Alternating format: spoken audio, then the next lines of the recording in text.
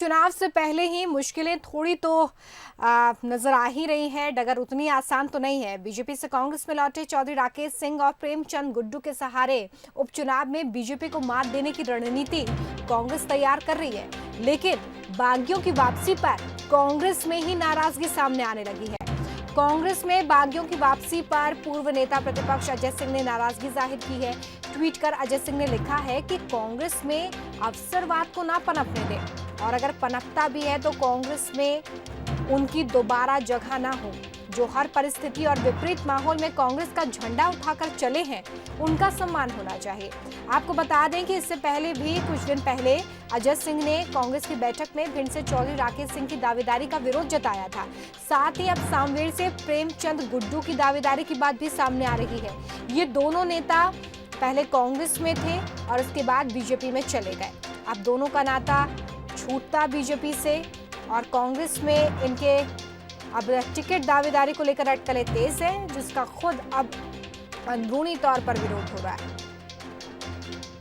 वासु हमारे साथ हैं इस खबर पर ज्यादा जानकारी के लिए। वासु, ये एक बहुत ही सामान्य सी परिस्थिति है जो हम हर बार देखते हैं, लेकिन कांग्रेस के लिए सबसे बड़ी विडंबना ये है कि अंदर खाने में ही इतना विरोध हो जाता है कि बाहर से या किसी और बयानबाजी के जरिए विरोध होने की कोई संभावना बचती नहीं है। और फिलहाल अंदर खाने से तस्वीर भी कुछ ऐसी निकलकर सामने आ रही है।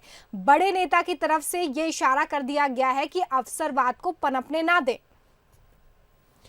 बिल्कुल रोमिता, देखिए जब भाजपा और कांग्रेस में कंपैरिजन हम करते हैं तो यही बात निकल के सामने आती है कि भाजपा संगठन स्तर पर मजबूत नजर आती है और कांग्रेस बेहद कमजोर नजर आती है, गुटों में बटी हुई नजर आती है। कांग्रेस के पास बामुश्किल 15 सालों के बाद सत्ता वापस आई थी, लेकिन वो उसको 15 महीने भी नहीं संभाल पाए, अपने नेताओं को संतुष्ट नहीं रख पाए, जिसके कारण उन्हें एक बार फिर सत्ता गंवानी पड़ी। और जब एक बार फिर से चुनाव का दौर आ रहा है, उपचुनाव की बात हो रही है, तो वही सारी तमाम चीजें निकलकर सामने आ रही हैं।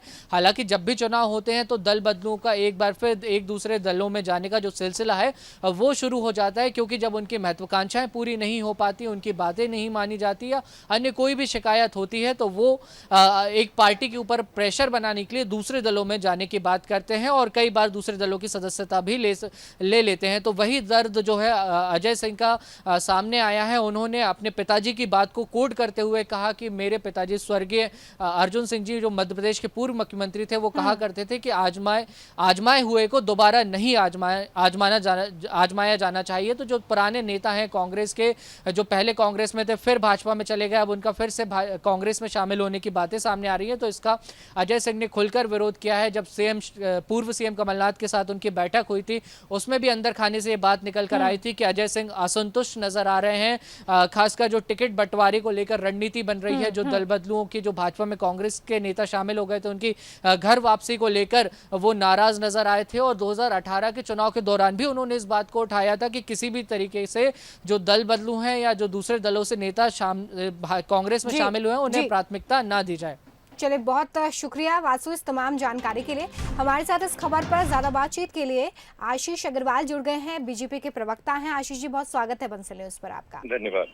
आशीष जी, इस वक्त जो कांग्रेस के साथ परिस्थितियां हैं, जिसको लेकर अजय सिंह अपनी बात भी रख रहे हैं कि अवसरवाद को पनपने ना दें, क्या ये दिक्कत आने वाले समय में बीजेपी के लिए भी होने वाली है? देखिए, अजय सिंह जी कोई बात नहीं रख रहे हैं, अपने आप को बचा रहे हैं। उनको ऐसा डर है कि अगर कुछ और नेता आएंगे तो शायद उनके प्रभुत्व में कमी आ जाएगी। देखिए, किसी भी संगठन को सफल होने के लिए उसको कार्यकर्ता आधारित होना पड़ता है और विचारधारा आधारित। ये दोनों ही आपको जो तत्व हैं वो कांग्रेस में नहीं दिखेंगे। कांग्रेस एक नेता आधारित संगठन है जहाँ पे इस तरीके की कबीलाई संस्कृति आपको पनपती हुई दिखती है जैसे ही नेतृत्व कमजोर हो जाता है। तो जब इंदिरा गांधी जी थी या राजीव गांधी थे, तब एक शक्तिशाली नेता के तहत इन लोगों ने काम किया, और आज जब राहुल गांधी, सोनिया गांधी जी के नेतृत्व में कांग्रेस विघटन के कगार पे है, तो हर एक छोटा छोटा जो मैंने आपको बताया कि कबीलाई मानसिकता आपको इनके नेताओं की है। जिस पार्टी ने 15 साल बाद आई सत्ता, चलो चलो हटो हटो कार्यकर्ताओं को करते हुए गंवा दी, उससे क्या उम्मीद की जा सकती है? ये जब सत्ता में थे तब भी नाकारा थे, और आज विपक्ष में है तो कोरोना की चिंता ना करते हुए अपनी चिंता कर रहे हैं। कांग्रेस एक डूबता हुआ जहाज है, इसे ना तो सहयात्री मिलेगा और ना कप्तान। चलिए, हमारे साथ अजय सिंह यादव भी जुड़ गए हैं, कांग्रेस के प्रवक्ता हैं, उनसे भी हम रिएक्शन ले लेते हैं। अजय सिंह यादव जी, आरोप तो पुराना ही है, लेकिन मैं आपसे नए जवाब की उम्मीद करूंगी कि संगठन की जब बात आती है तब कहीं ना कहीं कांग्रेस कमजोर ही नजर आती है और इसी का नतीजा है जो आज हम देख रहे हैं कि 15 साल बाद जो सत्ता आई हाथ में वो शायद इसी वजह से चली गई। ये बड़ा आरोप बीजेपी की तरफ से लगाया जा रहा है। देखिए, कांग्रेस पार्टी में संगठन भी मजबूत है और कार्यकर्ताओं की बात भी सुनी जाती है। जिस तरह की बात आज कही जा रही है, बड़े नेताओं द्वारा कार्यकर्ताओं को सम्मान देने की बात की जा रही है, इससे अच्छी कोई बात नहीं हो सकती।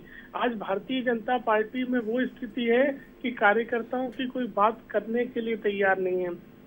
मध्य प्रदेश में 22 विधानसभा सीटों पे उपचुनाव होना है। अजय सिंह यादव जी, अजय सिंह की तरफ से जो ट्वीट सामने आया है उसको लेकर आप क्या कहेंगे? उन्होंने कहा है कि अवसरवाद को पनपने ना दें, विपरीत परिस्थितियों में जो खड़े रहे हैं कांग्रेस के साथ उनका सम्मान होना चाहिए, यानी कि वो ये महसूस करते हैं कि उन लोगों का सम्मान नहीं हो रहा है। इस पर बात कीजिए। देखिए, बिल्कुल सही बात है, कार्यकर्ताओं को सम्मान देने की बात कही गई है और कार्यकर्ताओं को सम्मान मिलना भी चाहिए जिन्होंने विपरीत परिस्थितियों में साथ दिया। 15 महीने पहले कांग्रेस की सरकार बनाने का काम किया। मैं वही बात कह रहा हूँ। दूसरी तरफ भारतीय जनता पार्टी है जहाँ कार्यकर्ताओं का कोई नाम भी नहीं ले सकता है। 22 सीटों पे टिकट पहले ही बेच दिए गए हैं। सर, बीजेपी में ऐसा भी तो नहीं होता ना सर कि किसी नेता को सामने आकर ये कहना पड़े कि कार्यकर्ताओं की बात नहीं सुनी जा रही है। बीजेपी में तो कहने की स्थिति ही नहीं बची है। मैं वही कह रहा हूँ, जो नेता 22 नेता बीजेपी का 20-30 सालों से विरोध कर रहे थे, उन्हीं लोगों को टिकट एक तरह से ब्लैक में बेच दिए गए हैं बेंगलोर में। चलिए, ये बड़ा आरोप लगा रहे हैं। उठा सकता है, ये बड़ा आरोप है। आशीष जी ब्लैक में टिकट बेच दिए गए। देखिए, अब इस मामले में जब स्पष्टीकरण मध्य प्रदेश के पूर्व मुख्यमंत्री कमलनाथ स्वयं दे चुके हों तो अजय सिंह जी को कम से कम उनकी बात अवश्य सुननी चाहिए। ये भ्रम नहीं फैलाना चाहिए। उन्होंने एक बड़े ही जिम्मेदार चैनल पे कहा था कि ये सरकार दिग्विजय सिंह के कारण गई है, उन पर भरोसा करने के कारण गई है। उन्होंने कहा था कि विधायक नहीं जाएंगे, हटो हटो चलो चलो करते रहो। तो अब इसमें और ज्यादा बहस की आवश्यकता नहीं है। कांग्रेस के अंतर्कलह, कांग्रेस के वजन ने ही अपने आप को सरकार को झुकाया है, गिराया है और नतीजा विपक्ष में वो है। परंतु मैं तो ईश्वर का लाख लाख शुक्र मानता हूँ कि इस कोरोना के संकट काल में शिवराज जी मुख्यमंत्री हैं। अगर ऐसा नहीं होता तो न जाने क्या हुआ होता, ये सोच के भी रूह कांप जाती है। जी आशीष जी, एक छोटी सी रिएक्शन बस इस बात पर मैं आपकी चाहूंगी कि बीजेपी हमेशा ये कहती रही है कि वो कैडर बेस्ड पार्टी है और अभी जिस तरह से जो समीकरण है वो यही बताते हैं कि जो 22 लोग दूसरी पार्टी से अब बीजेपी में शामिल हो चुके हैं, बीजेपी के खेमे में, उनको टिकट देने की अटकलें भी तेज है। तो क्या आने वाले समय में ये परिस्थिति जो इस वक्त कांग्रेस में हम देख रहे हैं वो एक कैडर बेस्ड पार्टी में भी हो सकती है? देखिए, भारतीय जनता पार्टी 2 सांसदों से आज 300 के स्तर पर पहुंची है। उसका कारण ये कार्यकर्ता आधारित होना। हमारे यहाँ हर कार्यकर्ता के लिए काम और हर काम के लिए कार्यकर्ता का नियम है। तो संगठन के जो जितने भी पद हैं, जितने भी काम हैं, जितनी भी जिम्मेदारियां हैं, उसको हमारे यहाँ बड़े महत्व से लिया जाता है। और मेरे जैसे अनेक कार्यकर्ता हैं जो कभी चुनावी राजनीति में आने की नहीं सोचते हैं, जिनको सिर्फ संगठन में अपना स्थान बनाना है और जनसेवा करनी है।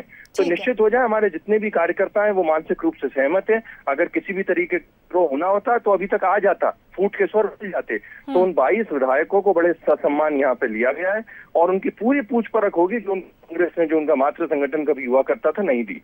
चलिए, बहुत शुक्रिया आप दोनों का हमारे साथ जुड़ने के लिए। तो बागियों की वापसी पर अजय सिंह नाराज हैं, ट्वीट कर नाराजगी जाहिर की है और अवसरवाद को पनपने ना देने की सलाह देते हुए अपने ट्वीट में नजर आए हैं।